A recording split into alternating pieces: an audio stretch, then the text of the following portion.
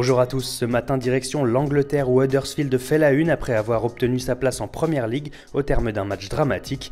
Mais les tabloïds n'en oublient pas pour autant le mercato à l'image du Mirror. Le quotidien croit savoir qu'Arsenal prépare une dernière tentative désespérée pour conserver Alexis Sanchez et Mesut Ozil qui seront tous deux en fin de contrat l'an prochain et souhaitent partir. Les Gunners vont leur proposer à chacun un salaire annuel de 16 millions de livres soit plus de 18 millions d'euros. De l'autre côté des Alpes, le mercato est aussi bien parti pour être agité et le Milan AC compte bien jouer les premiers rôles. Ce matin, toute la presse s'enflamme puisque les rossoneri sont en train de placer un gros coup d'accélérateur. L'arrivée du milieu de terrain Franck Kessié serait déjà bouclée et Alvaro Morata pourrait vite le suivre. Selon la Gazzetta, l'Espagnol est déjà d'accord avec la direction lombarde qui se rendra à Madrid ce lundi pour présenter une offre de 60 millions d'euros. Et après Kessié et Morata, le prochain objectif est déjà tout trouvé, Corentin Tolisso.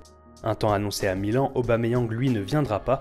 L'avenir du Gabonais devrait se jouer entre la Chine et Paris. Et à en croire Bild, l'ancien buteur de Saint-Etienne a déjà fait son choix. Le quotidien allemand l'affirme en une, Aubameyang est en route pour Paris. Une information qui semble quand même un peu précipitée au vu de l'info donnée dans l'article. Le Gabonais aurait simplement décidé d'accorder sa préférence au PSG qui lui offre 14 millions d'euros par an par rapport au club chinois qui lui proposait pourtant le double. Pour Paris, il reste à s'entendre avec les jaunes et noirs qui réclament 70 millions d'euros. On traverse les Pyrénées direction Séville où Estadio Deportivo rebondit sur une info publiée il y a quelques jours en Italie. L'Olympique de Marseille serait sur les rangs pour s'offrir Stefan Jovetic et offrirait 10 millions d'euros à l'Inter Milan pour doubler ses concurrents. A noter aussi dans le journal andalou que Samir Nasri serait en discussion avec Fenerbahçe. Le FC Séville ne souhaiterait finalement pas le conserver.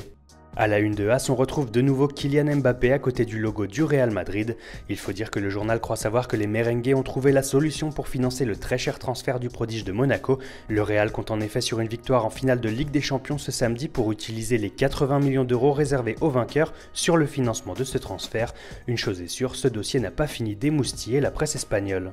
Et on rentre en France pour terminer à la une de l'équipe qui se penche sur l'avenir des Bleus très courtisés sur ce mercato.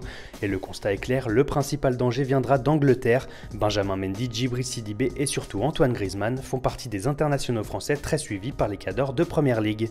Voilà, c'est tout pour moi, je vous souhaite une excellente journée, une très bonne semaine et bien sûr un excellent mercato sur FM.